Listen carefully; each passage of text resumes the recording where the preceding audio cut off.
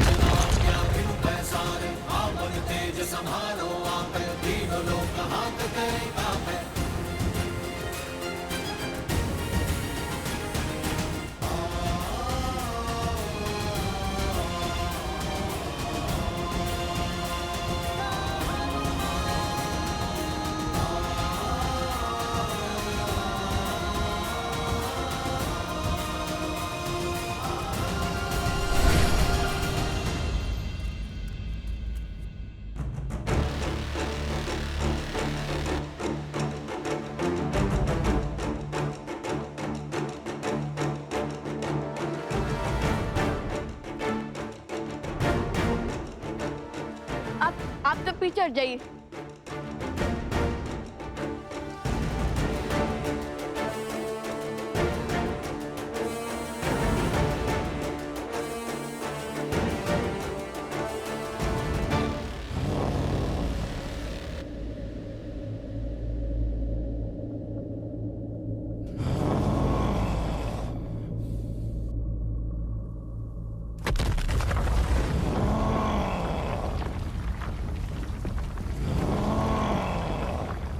भैया वो आ रहे हैं।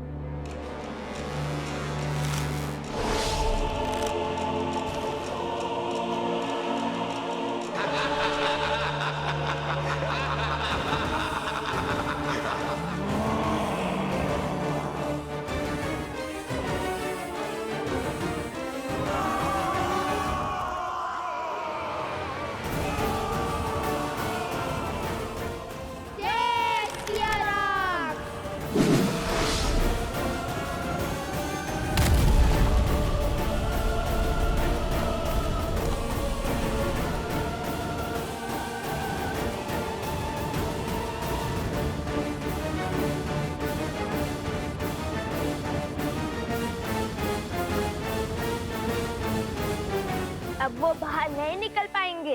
नहीं कुछ कार्य अभी शेष है, हमें इन्हें सुध में लाना होगा। कार्य का दूसरा पड़ाव याद है ना तुम्हें? अरे जिसके लिए इन्हें यहाँ लाए हैं वो कार्य। हाँ हाँ भैया वो स्मरण है।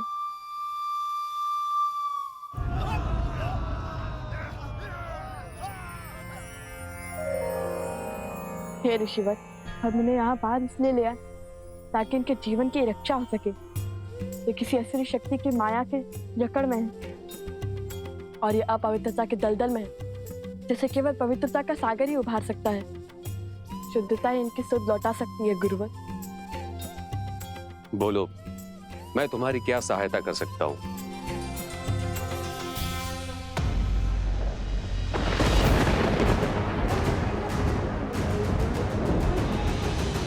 दाता गंगा माता नमो नमो, ओम अमृत रूपनी नमः।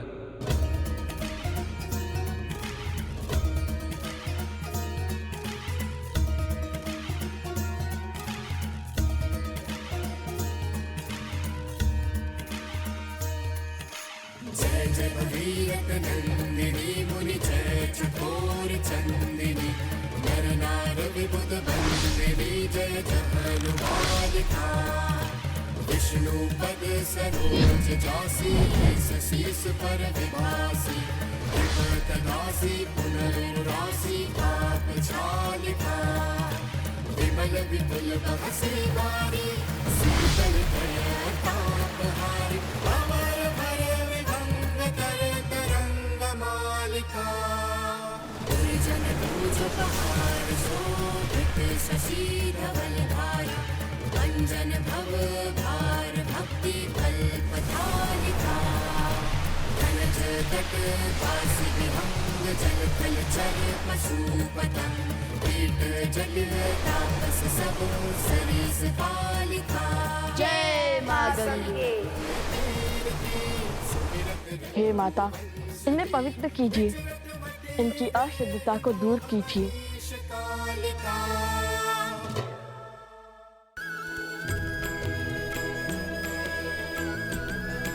लवकुश, तुम दोनों ने केवल इनका ही नहीं, इस गांव का भी उद्धार किया है, संसार को शुद्धता का मार्ग दिखाया है। प्रभु श्री राम का आशीर्वाद तुम दोनों पर सदा बना रहे। जय श्री राम। जय श्री राम।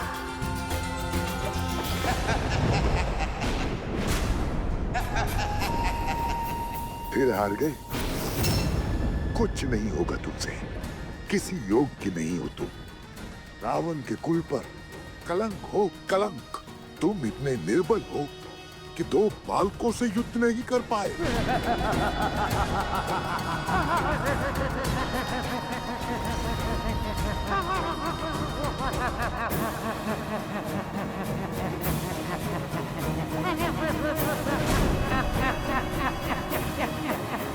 बस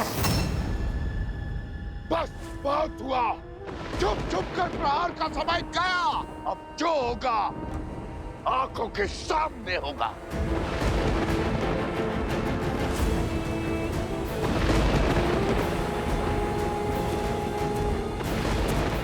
रोकिए इन्हें।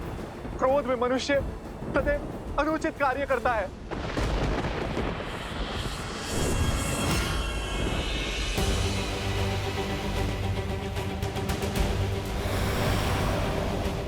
रुक जाइए भैया, मेरी बात तो सुनिए।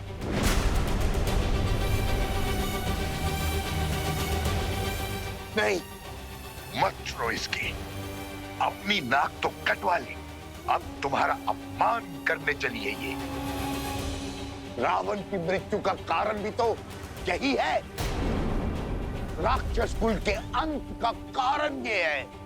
हाँ हाँ, मत सुनो इसकी, मत सुनो इसकी, मत सुनो इसकी, मत सुनो, मत सुनो इसकी, मत सुनो इसकी, मत सुनो इसकी, मत सुनो इसकी, मत सुनो।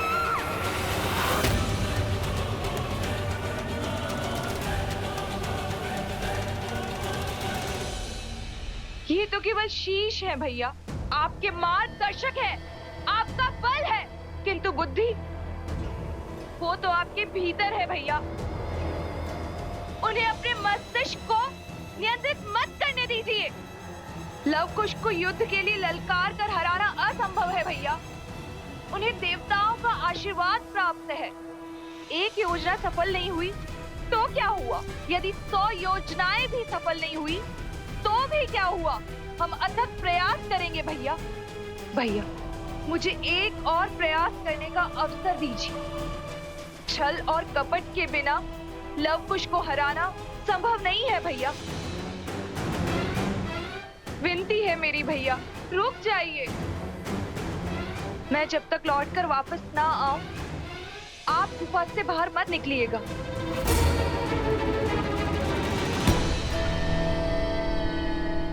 आज फिर तुम्हारी बात मान लेता हूं, किंतु स्मरण रहे, ये अंतिम बार है। यदि आज लवकुश नहीं मरे तो रावण और राम के कुल के बीच एक भीषण युद्ध होगा, जो इतिहास बनेगा, जिसे संसार सदा स्मरण रखेगा।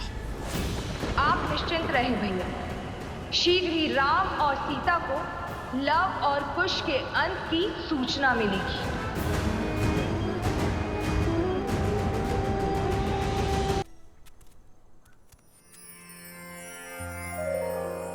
धन्यवाद ऋषि कुमारों। यदि आप लोग नहीं होते तो हमारी मृत्यु निश्चित थी।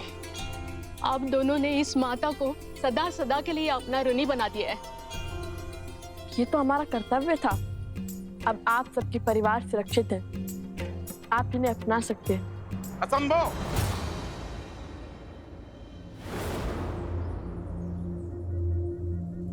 ये गांव के भीतर नहीं जाएंगे। क्यों? अपनों को अपनाने में कैसे संकोच? आज सुध लौट आई है, कल को पुनः खो गई तो? आज असुरों ने छोड़ दिया, कल को पुनः घेर लिया तो? कौन रोकेगा उन्हें? कौन बचाएगा हमें? सब अपवित्र हो गए हैं। ऋषि भारद्वाज के मंत्रों और माता गंगा के जल के बल से ये पावन हो चुके हैं। आपको चिंता करने की आवश्यकता नहीं है। आपने सहायता का प्रयास किया, उसके लिए धन्यवाद, किंतु इन्हें अपनाने का निर्णय मेरा है और मैं नहीं चाहता कि इनके नकारात्मकता का प्रभाव गांव वालों पर पड़े। ये विचार भी कैसे कर सकते हैं आप सरपंच जी?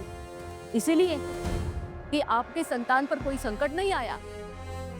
मेरा पुत्र इन दो नन्हे वीरों के कारण मृत्यु के मुख से लौटा है और आप चाहते हैं मैं इसे पुनः खो दूं? मौन! पुरुषों के बीच में खड़ी होकर मुख खोलने की उद्दंडता करती हो।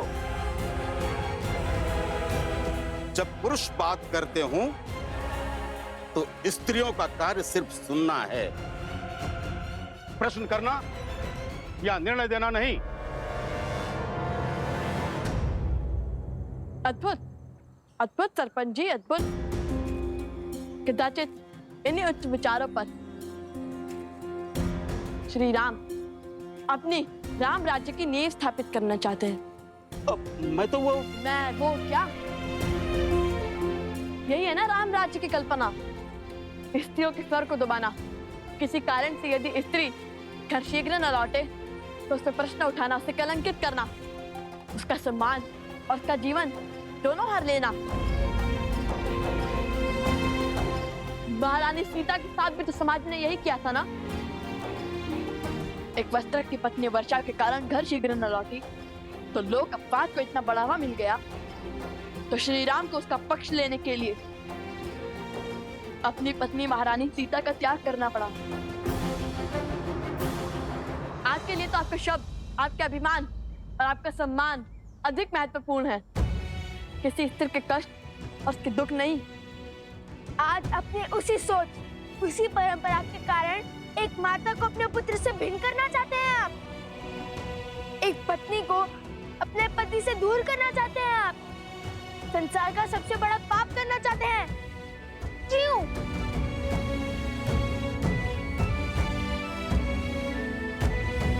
आप सब मौन क्यों हैं? कैसे एक परिवार को टूटने का स्वांग देख सकते हैं आप? एक स्त्री के अधिकार और माता के भावों को कुचलने का खेल कैसे खेल सकते हैं आप? एक बात समझ ले आप सब और आपके सरपंच जी, जो स्त्री घर चला सकती है वो गांव भी चला सकती है और राज्य भी। राम राज्य की कल्पना तभी सार्थक होगी जब सबको सम्मान मिलेगा, सबको समान देखा जाएगा, स्त्री और पुरुषों को एक समान रखा जाएगा। बस, बहुत बोल लिया तुमने, अब मैं बोलूंगा। इस स्त्री ने गांव की मर्यादा को तोड़ा है। इसके कारण गांव के सरपंच को 2 बालकों के कटु वचन सुनने पड़े हैं। ये दंड की भागी है और इसे दंड मिलेगा। इसका ये दंड है, ये सूर्यास्त से पहले गांव छोड़कर चली जाए और इससे कोई बात नहीं करेगा। स्वामी,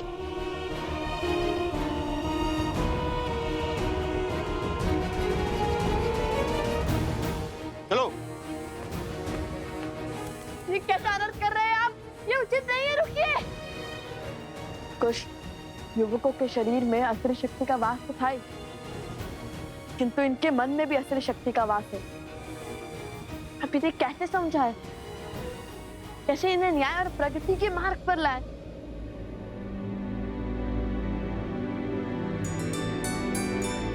भैया,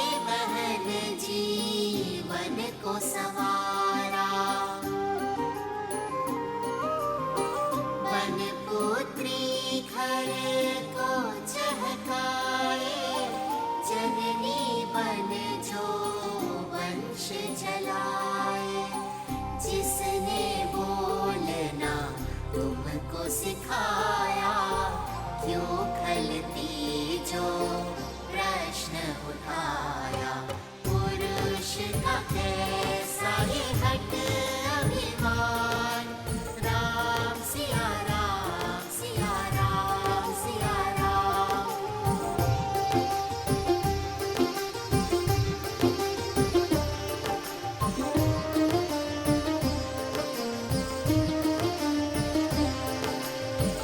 अर्धांगिनी जिसे शिव ने बताया, देवों ने भी शीश नवाया,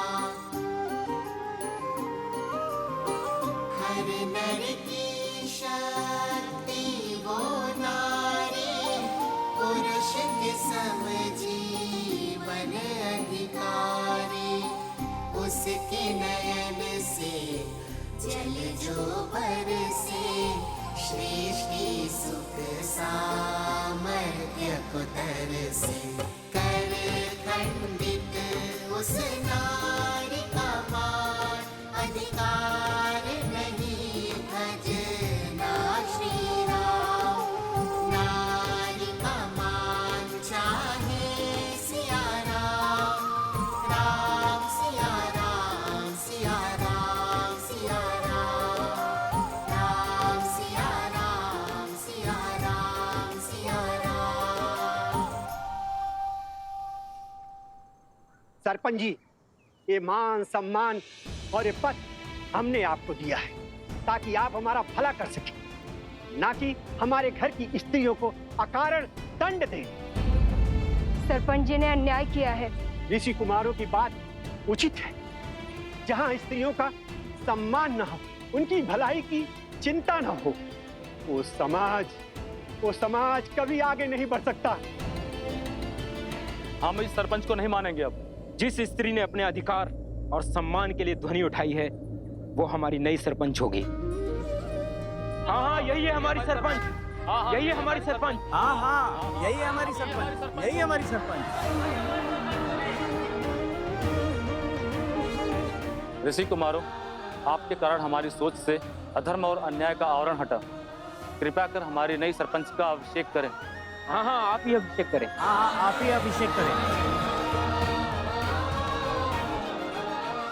अद्भुत पुत्रों, अयोध्या पहुंचने से पहले ही राम राज्य की कल्पना को सार्थक कर दिया। आयुष्मान भव।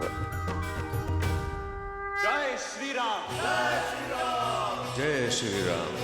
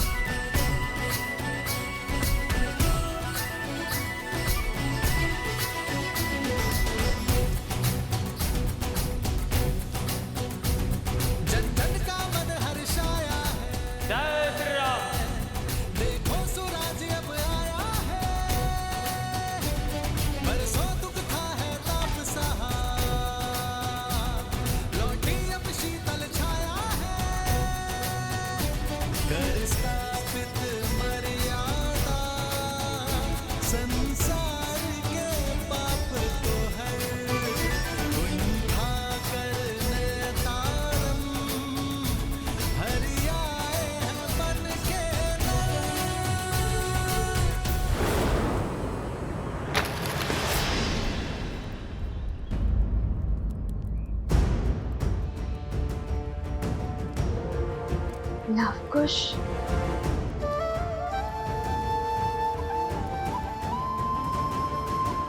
क्या हुआ देवी सीता? नहीं, कुछ नहीं, बस एक आभास सा हुआ, जैसे कि सब शुभ होने वाला है।